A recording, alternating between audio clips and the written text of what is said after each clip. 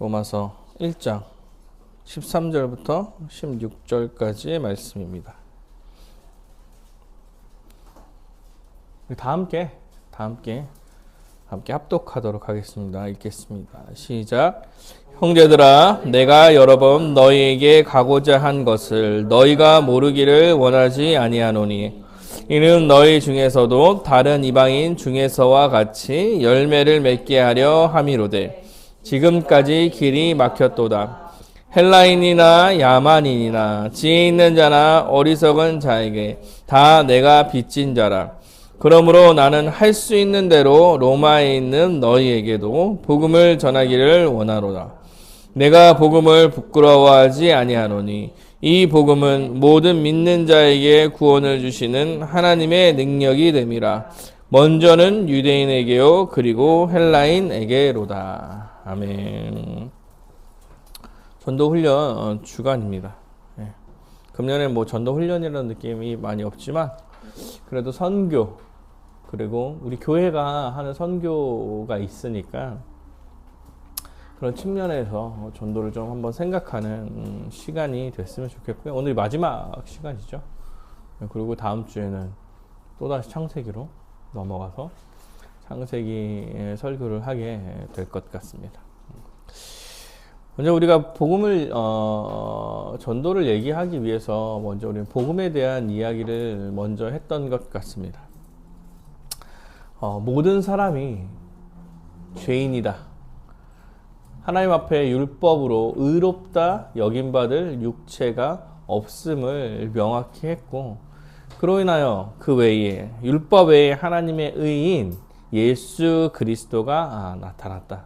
이것이 복음인 것입니다. 그래서 예수를 믿음으로 우리는 의롭다 여김을 받는 거예요.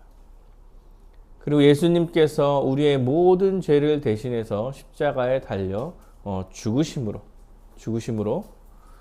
이제 우리가 대가를 치르게 된 거죠. 우리가 대가를 치른 게 아니지만 예수님께서 대가를 치러내셨지만 그 대가를 치러낸 것이 우리의 것으로 여겨주셔서 우리는 의롭다 여김을 받는 거예요. 죽어야 했습니까? 이렇게 이야기할 때, 예수님 꼭 죽어야 했습니까? 이렇게 이야기할 때 꼭 죽어야 했죠. 하나님은 의로우신 분이고 또한 사랑의 하나님이십니다.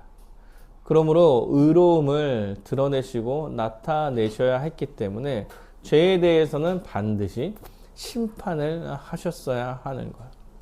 그러나 우리에게 심판하셔서 우리를 죽게 만들지 않고 우리를 사랑하셔서 사랑하는 자기 아들을 보내셔서 그를 화목제물로 세우시고 우리를 구원하신 거죠.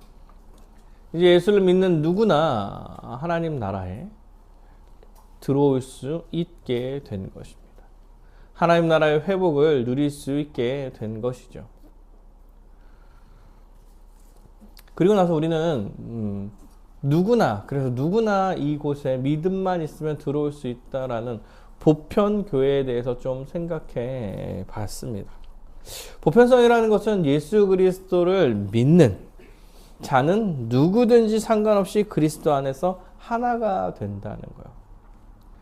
그래서 보편성이라고 그래가지고 교회는 누구나 다 올 수 있습니다, 이런 얘기를 하는 게 아니라 지금 약간 구별돼서 생각해야 되는 건데, 믿는 자는 누구든지 상관없이 교회에 들어올 수 있다라고 말하는 거예요. 오직 믿음이 있다면 누구라도 교회 안으로 들어올 수 있습니다. 헬라인이나 유대인이나 부자나 가난한 자나 여자든 남자든 지위를 막론하고 예수 그리스도를 믿으며 교회 안으로 들어올 수 있게 되는 것이죠. 이것은 원래 하나님의 창조 원리였습니다. 하나님께서 이 세상을 창조하시면서 이 모든 세상의 사람들을 다스리는 거죠. 누구도 하나님의 다스림의 범위 안에 없는 사람이 없는 거야. 그러므로 누구라도 믿음이 있으면 하나님 나라에 들어올 수 있음을 약속해 주신 것입니다. 이 보편성은 그래서 전도와 좀 연결이 되는 거죠. 전도 왜 연결이 됩니까? 복음을 듣지 말아야 될 대상은 아무도 없기 때문에 그런 거예요. 우리가 정회원 제도를 하고 있어요. 정회원 제도는 이 보편성이랑 부딪히지 않습니다. 왜냐하면 이 정회원 제도는 예수 그리스도를 믿는 자에 해당하는 얘기고 누구든지 상관없이 해당되지 않기 때문에 그래요. 그럼에도 불구하고 우리가 누구도 상관없이 믿음이 있으면 예수 안으로 들어오는 건데 약간 계층을 나누려고 한다던가 사람을 좀 나누려고 하면 그것은 이제 우리가 잘못 행하는 거죠. 잘못 행하는 거예요. 다만 믿는 사람이라면 누구나 들어올 때 정회원 제도는 믿음을 공유하려고 하는 거예요. 같은 믿음을 품으려고. 그럼으로써 복음을 같은 복음, 믿음에 대한 복음을 가르치고 교회에 들어오니까 교회에 대해서 배우고 가르치고 들어오는 거죠. 이게 보편성을 해소한 보편성을 문제가 되는 것은 아니에요. 다만 잘못했을 때는 문제로 만들 수 있는 것이죠. 그래서 정신 차리고 잘 해야 된다고 생각하는 거예요. 우리 정회원을 실시하니까 턱이 높아서 다른 사람 들어오지 말아야 된다. 뭐 이런 얘기를 하는 게 아니기 때문에 그래요. 우리는 누구나 복음을 들어야 될 가치가 있다라고 생각하고 여겨야 할 것입니다. 내가 싫어하는 그 사람도 복음을 듣고 예수 안으로 들어와야 하는 거야.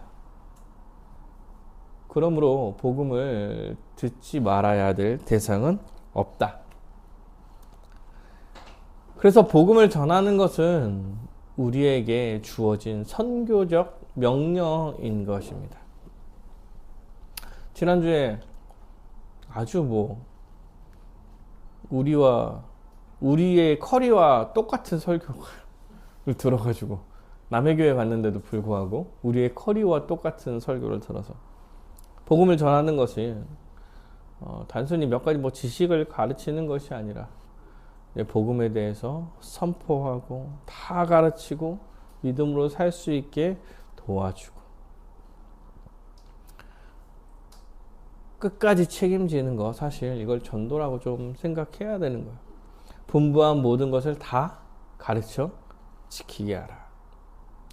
선교는 교회의 본질적 특징이자 사명입니다. 주님께서 우리를 부르실 때 교회 부르실 때 보내기 위하여서 부르신 거죠. 본질적으로 선교는 우리의 사명으로 주어진 거예요. 부름받은 자가 복음을 전하기 위해서 이제 세상으로 나아가는 거죠.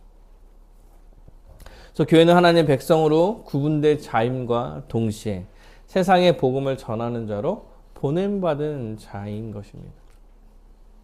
이것이 우리의 사명이죠, 사명.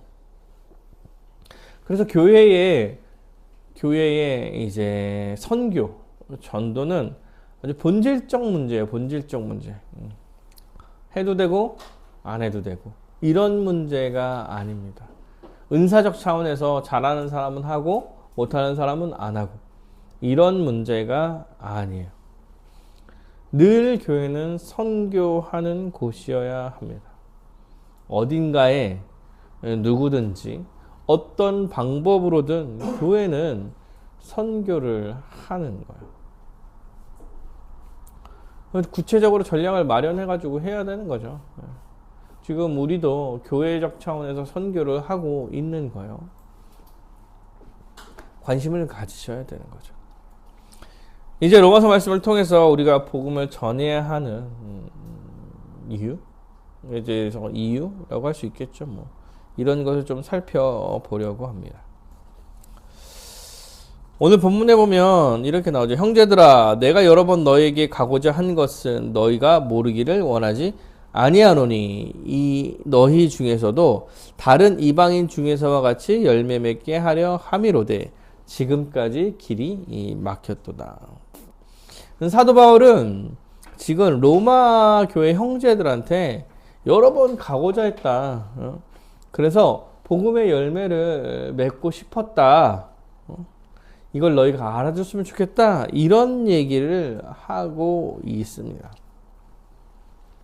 사도 바울이 로마에 가고 싶었지만 길이 막혔던 거예요. 그렇다면 로마 교회는 사도 바울이 복음을 전해서 세워진 교회는 아닐 거예요. 아닐 거예요. 사도 바울이 쓴 서신서는 대부분 사도 바울이 복음을 전했던 곳에 다시 편지를 쓰는 방식의 서신서입니다. 복음을 가서 전하고 나왔는데 뭐 어떤 얘기가 들려. 그냥 편지를 쓴 거야. 내가 이런 거를 전했는데 너네 왜 또 이러냐. 아니면은 무슨 문제가 있을 땐 이렇게 해결해라. 이런 식으로 편지를 쓴 건데 로마 교회는 특이하게 사도 바울이 복음을 전했던 곳은 아니었어요. 그럼에도 불구하고 로마의 교회에 편지를 쓰는 이유는 뭐냐면 지금 사도 바울이 마게도냐 지역으로 복음을 전하러 가야 되는데 가는 길에 이 로마에 들려서 연보를 좀 받고 싶은 거예요. 연보라고 하는 것은 선교비예요. 선교비. 그러니까 마게도냐로 복음을 전하러 가는데 로마 교회에서 나를 좀 후원하고 선교했으면 좋겠다. 선교비를 좀 줬으면 좋겠다.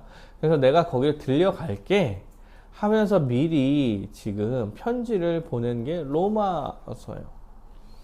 로마서가 좀 다른 복음서에 비해 좀 더 자세하게 좀 쓰여 있어요. 복음에 대한 얘기가. 왜냐하면 자신을 드러내야 됐기 때문에 그렇죠. 내가 복음을 전하는 자로 선교비를 받아야 되는데 우리가 모르는 사이잖아요. 모르는 사이니까 내가 어떤 사람인지 복음에 대해서 어떻게 전해야 할 수 있는 자인지를 조금 드러내려고 이렇게 하는 거죠. 그래서 아마 되게 자세하게 쓴 게 아마 그 로마서일 것입니다. 물론 로마 교회도 뭐 복음을 전하고 복음에 대한 교제를 하기를 원했을 거예요. 그럼에도 가지 못하고 길이 막혔을 겁니다. 그러니까 사도 바울은 사실 복음을 전하는 것에 온 신경을 쓰고 있었던 거야. 지금 로마에 복음을 전하러 가는 게 아님에도 불구하고 연보를 부탁하기 위해서 복음에 대한 편지를 쓴 거고, 이 이유도 마게도니아의 복음을 전하려는 거고, 그럼 그때도 로마 교회와도 그 복음에 대한 이야기를 하고 싶었고, 그러니까 사도 바울은 언제나 이제 복음을 전한다는 생각만 가득 찼던 사람이 아닌가 싶습니다. 막혔어. 그리고 이렇게 얘기합니다. 헬라인이나 야만인이나 지혜 있는 자나 어리석은 자에게 다 내가 빚진 자다. 이렇게. 사도 바울이 어떤 빚을 진 게 아니죠. 로마에는 가지도 않았는데 무슨 빚을 졌겠어요. 돈으로 빚을 진 게 아닐 거야. 빚을 진 건 아니다. 이 빚은 뭐냐면 먼저 사도 바울은 복음의 은혜의 빚을 졌죠. 여호와 하나님으로부터 복음의 빚을 졌습니다. 사도 바울은 누구보다 아주 큰 죄인이었어요. 뭐 모든 사람이 죄인이긴 하지만 사도 바울은 하나님 앞에 갈 수 없는 자였죠. 심지어 사도 바울이 되기 전에 사울이었을 때는 예수를 믿는 사람들을 돌아다니면서 죽였어. 그래서 사도행전에 보면은 스데반 집사가 사도 바울에 의해 죽임을 당했을 거라 추론이 됩니다. 그러니까 사도 바울이 생각하기에 본인은 누구보다 더 나쁜 자였을 거예요. 왜냐면 예수 믿는다고 죽이려고 다녔으니까. 이런 운동을 했던 사람이니까. 그럼에도 불구하고 그 사도 바울을 예수 그리스도께서 다메섹 두상에서 만나 주신 거야. 나 같은 사람도 구원해 주셨구나. 은혜의 빛이죠. 은혜의 빛. 사도 바울은 여호와 하나님께 은혜의 빛을 졌다고 먼저 생각한 거예요. 그리고 나서 이 말이 다 어리석은 자, 다른 사람한테, 헬라인이나 야만인이나 지혜 있는 자는 어리석은 다른 사람한테도 다 비쳤어. 이렇게 이야기하고 있어요. 왜 다른 사람에게도 빚진 거냐? 하나님께서 예수 그리스도를 통해서 우리를 구원하시며 구원한 자들을 통하여 복음을 전하기를 원하세요. 그리고 누구든 구원을 받을 자, 주님 앞에 올 자는 먼저 구원받은 자들의 복음의 전함을 듣고 들어오는 거죠. 누구도 혼자 스스로 가만히 있는데 찌릿해가지고 믿음이 생기는 사람은 없어요. 없어. 그러므로 이미 구원을 받은 자로서, 먼저 구원을 받은 자로서 모든 사람한테, 복음을 듣지 못한 모든 사람한테 빚졌다, 이렇게 생각하는 것입니다. 여호와 하나님께서 복음을 전하실 때 우리를 통해서 복음을 전하십니다. 여호와 하나님께서 직접 나타나셔서 이제 복음을 알게 된 자들이 사도들까지. 사도들은 예수님이 부르셔서 예수님 곁에 있었고, 사도 바울도 다메섹 도상에서 예수님을 직접 만났죠. 그 이후에는 다 사도들의 복음을 전함과 그 가르침, 사도들이 세운 자들, 그리고 복음을 먼저 알게 된 자들, 그런 자들을 통하여서 복음을 전하고 또 전파하는 것입니다. 우리는 이런 명령을 받은 거예요. 은혜로 구원을 받았고 복음을 전하는데 참여하는 자가 된 것입니다. 이게 사도 바울이 빚진 자 되었다라는 것의 의미예요. 아직 부름받지 못한 자들에게 복음을 전하라는 명령은 은혜를 받은 자에게 여호와 하나님께서 주신 거예요. 그러니까 빚이라는 것은 사도 바울에게만 있는 게 아니죠. 아니에요. 사도 바울이 빚진 자라고 이야기할 때는 먼저 예수를 믿은 자로서의 빚이에요. 그렇다면 우리도 아직 믿지 않은 자들에게 먼저 믿은 자로서의 빚이 있는 것입니다. 먼저 부르심을 받은 자로서 다른 사람에게 복음을 전할 빚이 우리에게도 주어진 것입니다. 사도 바울은 이것을 알았기 때문에 할 수 있는 대로 복음을 전하려고 했어요. 할 수 있는 대로. 여러분, 할 수 있는 대로 복음을 전하려고 했다는 것은 온 힘을 다해서 복음을 전하려고 했다는 말이겠죠. 내가 온 힘을 다해서 힘이 닿는 한 복음을 전하는 일을 했다. 이렇게 말하고 있는 것이죠.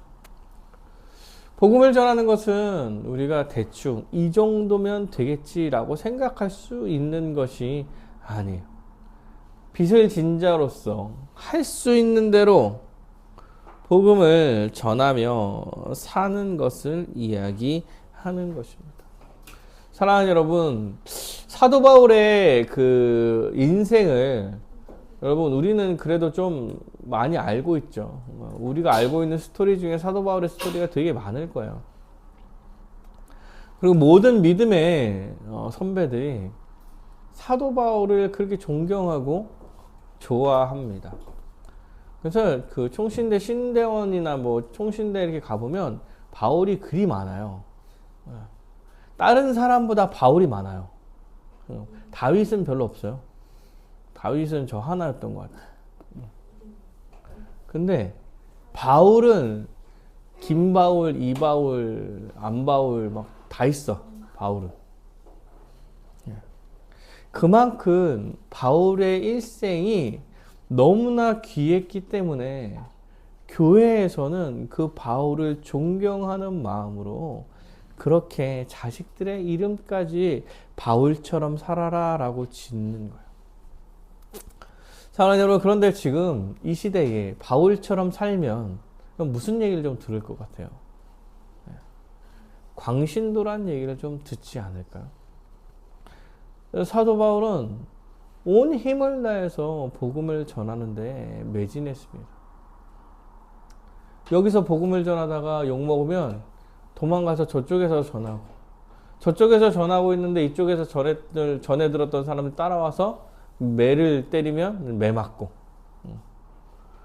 기절해서 성 밖으로 쫓겨나고, 죽었는지 알고 성 밖으로 버리는데 죽지 않아서 툭툭 털고 일어나 그 다음날 또 다른 지역에 복음을 전하러 가는.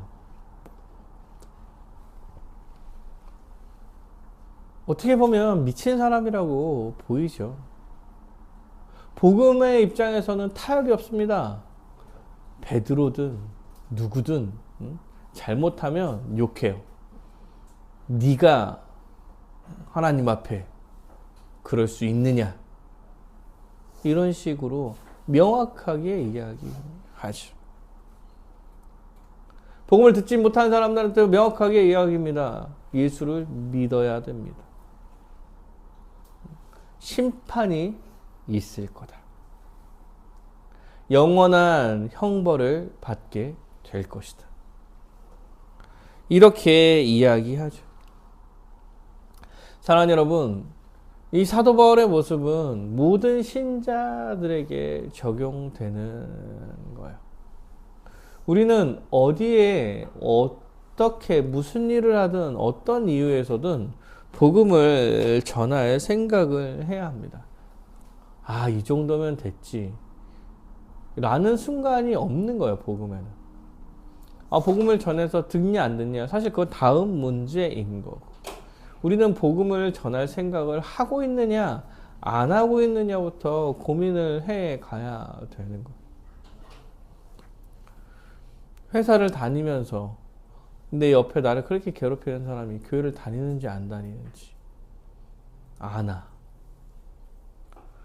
매일 가는 식당에 아줌마가 식당 아줌마랑 인사하고 친해졌는데 그 사람이 복음을 아는지 모르는지 관심이 있는가. 나의 부모님과 일가 친척이 복음을 알지 못하는데 복음을 전할 생각과 그런 계획들을 좀 세우며 살아가고 있는가. 아니, 그런 마음이라도 있는지 우리는 사실 돌아봐야 하는 것. 복음을 전하는 것에 성경에선 멈추고 쉬고 다음에 하고 이런 것들은 없습니다. 없어요.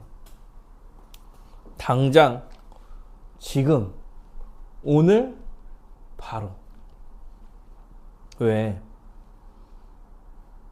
어제 그 연예인 한 분이 돌아가셨죠? 갑자기. 어제 맞나? 그제였나? 네. 네. 갑자기 돌아가셨죠? 최근까지 막 텔레비 나오다가. 네. 언제 어떻게 갈지 몰라요. 당장 지금 복음이 필요한 모든 사람인 거죠. 할 수 있는 대로 최선을 다해서 복음을 전하는 것. 이것이 우리가 해야 될 일들인 것입니다. 제가 월요일, 화요일에 그 사랑의 교회 한교섬이라고 그 욕심에 물들어 욕심에 눈이 멀어서 그곳에 갔어요. 한교섬에 갔어. 많은 얘기를 들었어요. 그냥 한국교회 섬기는 날이라서 한교섬이야. 한국교회 성교사 한 8,000명 정도 목회자들이 모여 있었어요. 사모님들이랑. 근데 진짜 시간이 너무 아까웠어. 강의들이나 이런 게 너무 아까운데 그 중에 전도에 대한 얘기는 진짜 최악이었어.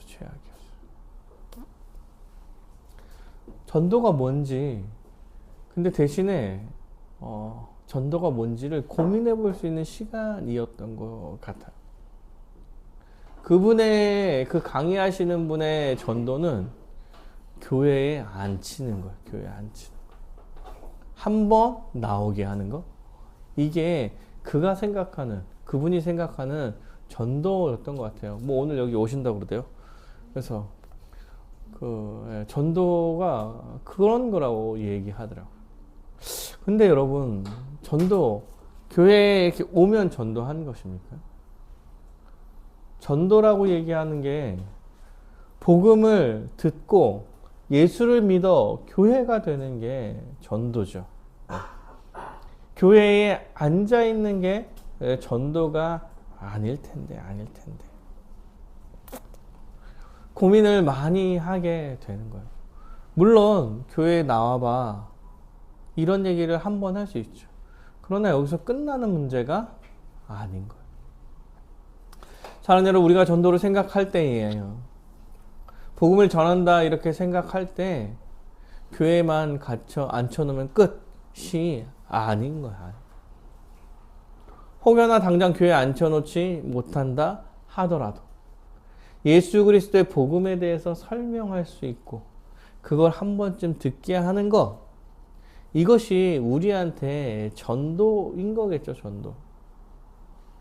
그가 듣고 교회에 앉는 것은 다른 문제이겠죠. 하나님께서 하시는 거겠지만 우리가 하는 것은 언제 어디서나 복음을 전할 수 있는 거예요.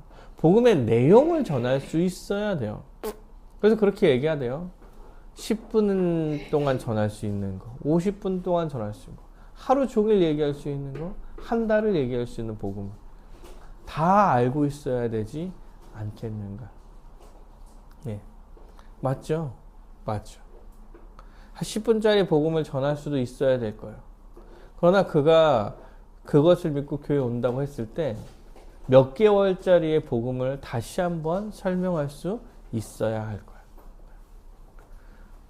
어쨌든 복음에 대해서 명확하게 알고 복음을 전할 수 있어야 하는 것입니다. 교회만 앉혀놓고 교회만 와봐 라고 끝나는 것이 복음을 전하는 게 아닌 것입니다. 교회에 앉혀놓고 지옥으로 보내는 거예요. 지옥으로. 최악이죠. 최악. 차라리 모르고 마음대로 살면 좀 날 텐데.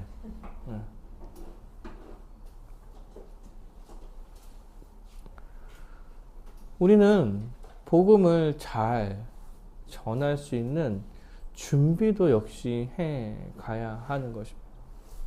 제가 복음의 기초 시험을 보고 복음을 중간중간에 한 번씩 다시 물어보죠. 제가 한 1년에 한 번 다시 물어보는 이유 중에 하나는 복음을 전할 수 있을 정도로 내용을 알고 있어야 하기 때문에 그런 것. 그 복음의 은혜를 계속 누리며 살아가고 그것이 벅차올라 누구에게나 복음을 전해야 된다는 생각이 우리 가운데 들어와야 되기 때문에 그런 것이에요. 복음을 계속 듣지 않으면 그 복음의 은혜와 복음의 벅찬 감동은 이미 우리한테는 사라져 가는 거예요. 사랑하는 여러분 복음의 벅찬 감동을 매일 아침에 하면서 진짜 은혜로 살아가는구나. 오늘 가서 누구한테 전할 수 있으면 좋겠다. 이렇게 하루를 시작하시는 분은 있으세요? 뭐 저도 썩 그런 것 같지는 않지만 그런데 그게 신자의 삶이라는 거야. 신자의 삶. 복음을 전하는 자세를 또 하나를 더 살펴보면 또 이렇습니다. 사도 바울은 복음의 빚진 자로 복음을 전한 자세를 부끄러워하지 않는다 이렇게 이야기해요. 사도 바울은 복음을 부끄러워하지 않습니다. 16절에 내가 복음을 부끄러워하지 아니하노니 왜냐하면 이 복음은 모든 믿는 자에게 구원을 주시는 하나님의 능력이 됨이라. 먼저는 유대인에게요 그리고 헬라인에게로다.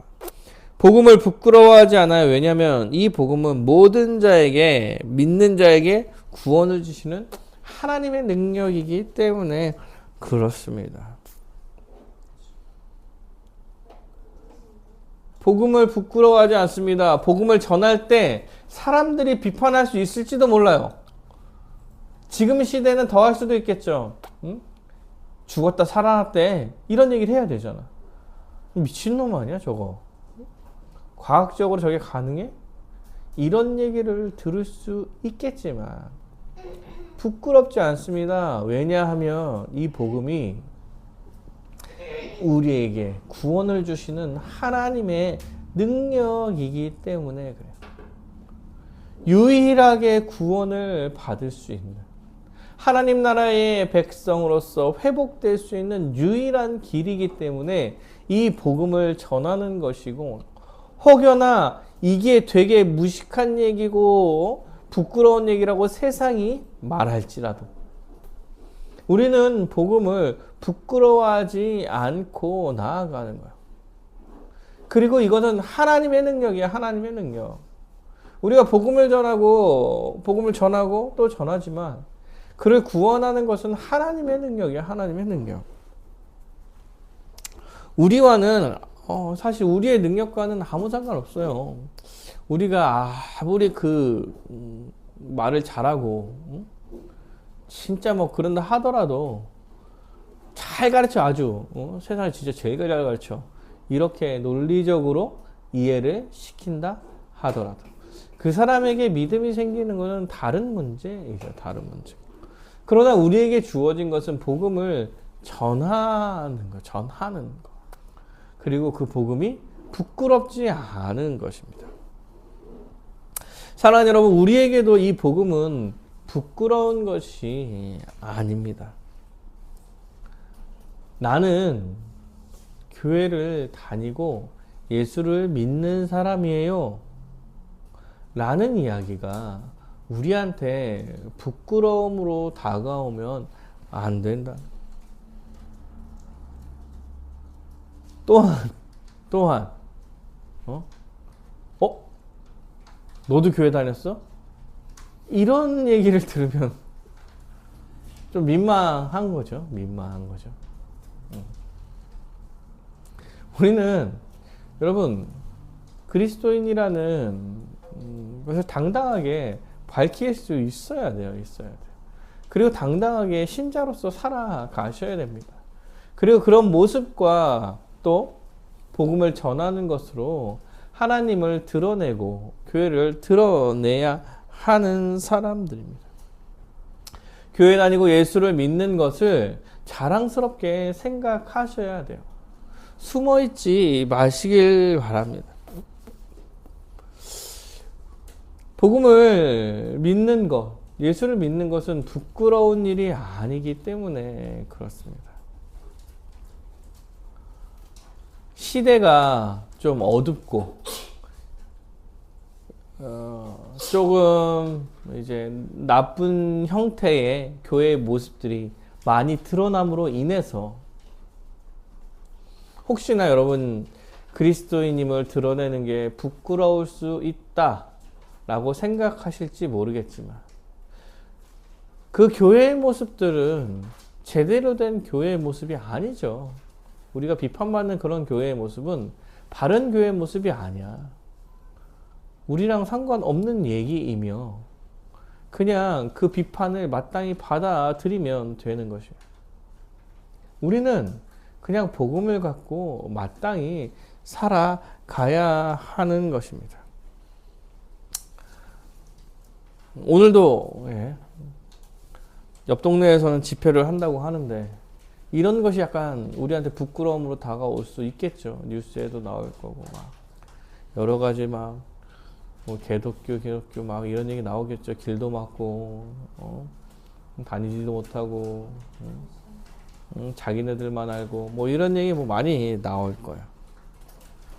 그럼에도 불구하고 여러분 구원을 주시는 예수 그리스도의 복음 자체가 부끄러운 게 될 수 없어요. 얘기하시면 됩니다. 나도 틀리다고 생각한다. 그러나 나는 예수 그리스도의 복음을 믿는다. 너도 믿어라. 너무 좋다. 얼굴 찌끄리면서 막 좋다 그러면 안 좋아 보이니까 그러면 안 되고 맨날 쩔어 살면서 그러지 마시고 웃으면서 너도 믿어라. 좋다. 이게 구원의 복음에 대한 우리의 태도인 것입니다. 왜 그러냐면 여러분 근본적으로 생각해 보세요. 이 복음이 부끄러워지는 순간 여러분 이게 내가 정말 참된 믿음이 있는지를 돌아봐야 되는 순간인가. 내가 그리스도인임을 숨기고 싶은 순간. 우리가 받은 은혜가 얼마나 큰데 죽어 마땅한 주님을 대적해서 죄악 가운데 물들어 영원히 죽음으로 달려가고 있는, 그래서 거기서 벗어날 수 없는 죄인을 예수 그리스도를 이 땅에 보내주시고 그를 우리 대신 십자가에 달려 죽게 하시고 그를 믿기만 하면 다시 하나님 나라로 회복해 주시는 그 은혜를 받은 건데 얼마나 큰 은혜를 받은 거야. 근데 이게 왜 부끄러워지냐고. 이게 왜 부끄러워져. 이미 승리하시고 이미 다 하나님의 복을 다 받은 자가 복 받은 게 부끄럽습니까? 그럼 안 받으면 되잖아. 안 받으면. 신자가 된 게 부끄럽습니까? 안 되면 되는데. 안 되면 되는데 왜? 드러내셔야 합니다. 드러내셔야 합니다. 복음은 부끄러운 게 아니에요. 그리고 이 복음은 하나님께서 구원을 주시는 능력이에요. 능력. 복음을 전하시길 바랍니다. 우리에게 능력이 있어서 복음이 전파되는 게 아니에요. 아니에요. 어느 날 진짜 이건 진짜 복음을 잘 전했다. 응? 기똥차다. 이렇게 생각해도 사람들은 안 믿는 사람들이 많아요. 제가 옛날에 대구 집회 갔을 때, 동신교회 집회, 청년부 집회 갔을 때 약간 잘했어. 내가 느끼기에 설명 너무 잘했어. 그래도 안 믿을 사람은 안 믿는 거.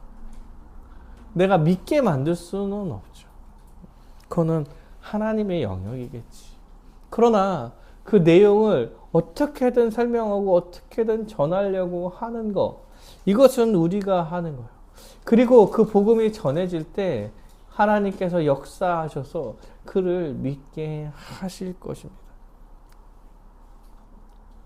저 사람은 진짜 안 믿을 것 같은데, 우리랑은 상관없는 얘기죠.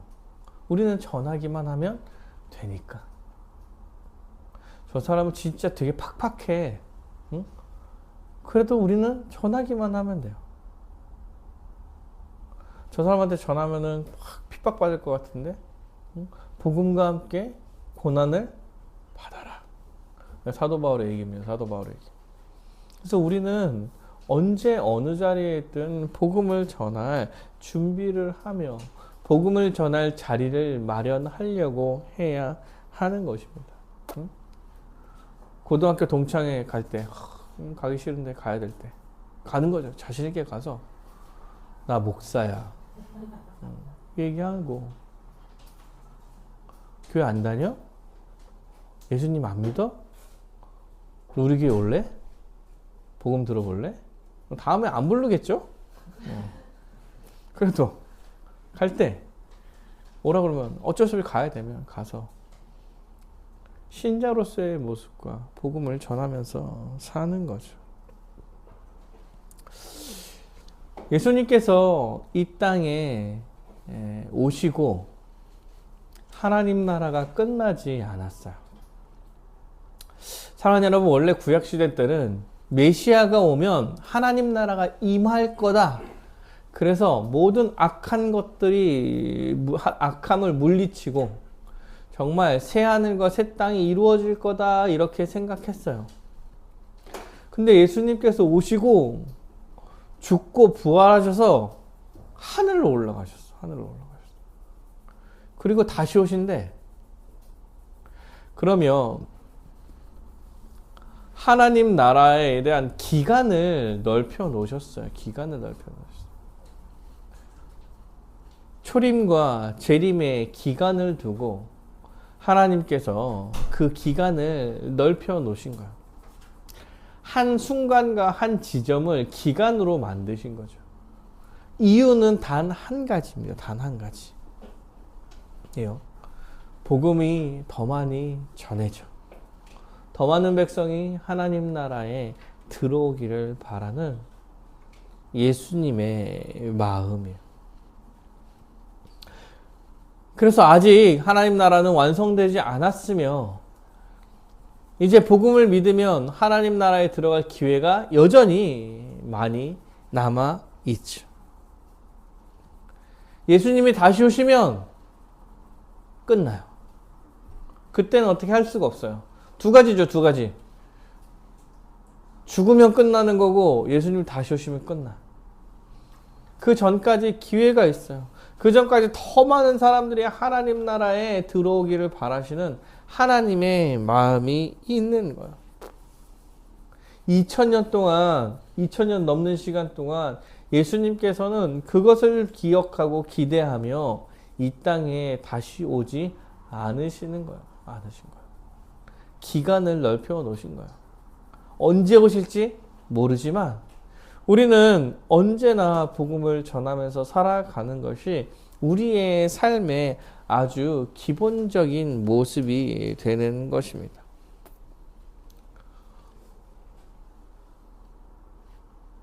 예수님이 다시 오실 때 하나님 나라가 완성될 거예요.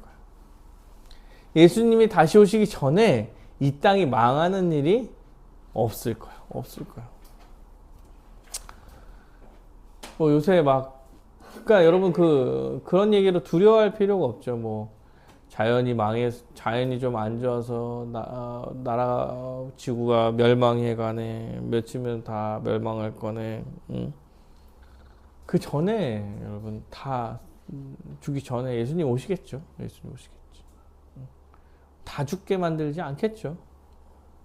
그런 일은 없을 거예요. 그러면 그런 얘기 들었을 때 어떻게 되나? 지구가 망가져가지고 이제 얼마 남지 않았다 이런 얘기 들을 때 빨리 복음을 전해야겠다. 예수님이 그 전에 오시겠구나. 이런 생각을 해야 되지. 우리는 그냥 쉽게 이렇게 복음이 전해지기를 예수님께서 바라는 것입니다. 말씀을 맺으려고 합니다. 사랑하는 여러분, 우리는 그리스도인으로서 마땅히 복음을 전하는 삶을 매일매일 살아가야 돼요. 우리는 다른 사람에게 빚진 자입니다. 빚진 자야. 먼저 예수를 알게 된 자로서 주님께서 우리를 통하여서 복음을 전하시고 믿는 신자들을 불러 모으실 것이기 때문에 우리는 언제 어디서든 어느 자리에서든 복음을 전할 준비를 하며 복음을 전하는 삶을 살아가야 하는 것입니다. 어떻게요? 온 힘을 다해서. 대충 할 수 없습니다. 대충 할 수 없어요. 오늘 이거 있으니까 미뤄두고 내일은 저거 있으니까 미뤄두고. 그게 아니라 오늘은 이거 있으니까 이것에 관해서 복음을 잘 전할 생각을 해보고 내일은 저게 있으니까 저때 어떻게 복음을 전할지 생각해보고 식당에 앉으면 복음을 전할 생각을 하고 회사에서 뭐 얘기하면 이 옆에 있는 사람한테 복음을 전해야지 생각을 해보고 집에 가면 안 다니시는 부모님께 어떻게 복음을 전하고 교회를 다니게 할 수 있을지 고민해 보는 거. 이게 신자의 삶이라는 거예요. 신자의 삶. 한마디 못하면 마음에 품고 기도라도 해야지. 기도라도. 잘 못할 것 같으면 기도라도 해야 나가야 되지 않겠습니까? 그런 간절한 마음이라도 갖고 가야 되는 것이 신자가 살아가야 하는 것입니다. 사랑하는 여러분, 우리 주의 교회는 선교 사역을 적극적으로 하고 있습니다. 여러분의 전도는 우리 주의 교회의 선교 사역과 맞물려 있습니다. 그러면 우리의 전도는 우리 주의 교회 선교 사역에 열심히 동참하는 것도 하나의 전도적 삶을 살아가는 거예요. 우리는 협력 선교사님을 위해서 매주 기도하죠. 매주 기도합니다. 협력 선교사님이 복음을 잘 전할 수 있도록 그의 상황과 환경과 건강을 지켜달라고, 또한 그의 가정과 재정 모든 것을 지켜달라고 함께 기도하고 있습니다. 이것이 우리 주의 교회의 선교 사역이에요. 그러면 관심을 가지셔야 돼요. 사우디아라비아의 주갈렙 이생명 선교사님이 복음을 전하고 있구나. 직업 선교사로서 직업을 가지면서 복음을 전하고 있구나. 공식적으로 복음을 전하는 게 포교가 금지되어 있기 때문에 이런 방식 저런 방식으로 전하고 있구나. 매일 기도해 드려야겠다. 이게 우리의 관심 속에 들어와 있어야 한다는 것입니다. 저스틴 김 제이노 선교사님이 모로코에서 복음을 전하고 있지. 지하교회를 섬기려고 하고 있고, 어떻게든 접촉점을 찾기 위해서 교육사업도 하고 무역도 하고 이웃을 찾아가서 이웃사랑을 실천하면서도 복음을 전하고, 모든 것을 어떻게든 해보려고 하고 있구나. 기도해야지. 여유가 생기면 지원과 후원을도 해야지. 후원을 하고 있죠. 후원을 하고 있어요. 저스틴 김 제이노 선교사님 후원을 하고 있죠. 신동일 목사님 가정에 아이가 생겼는데 힘들겠구나. 이제 어떻게 목회를 잘 해나갈지 기도해야겠구나. 신동일 목사님의 한책사 사역은 어떻게 되는가? 주일 예배 교회 사역은 어떻게 되는가? 이준희 간사님 CCC 사역 어떻게 되고 있는가? 이런 것들에 대해서 관심을 갖고 기도를 해 나가야 하는 거예요. 하늘뜻 교회가 어렵다고 하는데 얼마나 어려워졌는가? 어떤 문제가 있는가? 우리는 알려고 사실 노력을 해야 합니다. BLF 사역이 있습니다. 목회자와 성경적 교회를 세워가려는 사역인데 BLF에 뭐가 있는지, 한책의 사람들, 성모견, 지역모임, 성경아카데미, 교회연구소, BTS, 말씀운동연합, 이건 뭐 하는 집단인가? 우리는 알고 기억하고 기도해야 한다는 거예요. 관심을 가지고 지원하고 후원을 해야 해요. 여러분 더 관심을 가지시기 바랍니다. 우리는 신동일 목사님을 재정적으로 후원하고 저스틴 김 제이노 선교사님과 하늘뜻 교회를 지금 후원을 하고 있습니다. 그리고 정기적으로 한책의 사람들 학교 사역을 지원하고 있어요. 후원하고 있어요. 단기적으로 또 필요할 때마다 또 후원을 합니다. 이 교회의 선교 사역이 바로 우리의 선교 사역임을 기억해서 기도하고 관심 갖고 후원을 해야 하는 거예요. 교회의 선교적 사명은, 선교는 사명이기 때문에 우리는 이 선교의 사명을 줄이거나 후퇴할 생각이 없어요. 그리고 그래지는 게 아닙니다. 물론 후원을 받는 교회들은 이제 교회가 자립할 수 있어서 후원을 받지 않아도 되면은 이제 다른 교회로 넘어갈 수 있겠죠. 다만 선교 사역을 멈추거나 좀 이런 일은 사실은 교회에서는 거의 없습니다. 없어요. 더 늘려가면 늘려가고 더 도와주면 더 도와주는 거지. 이게 우리의 직접적 선교 사역임을 기억하셨으면 좋겠습니다.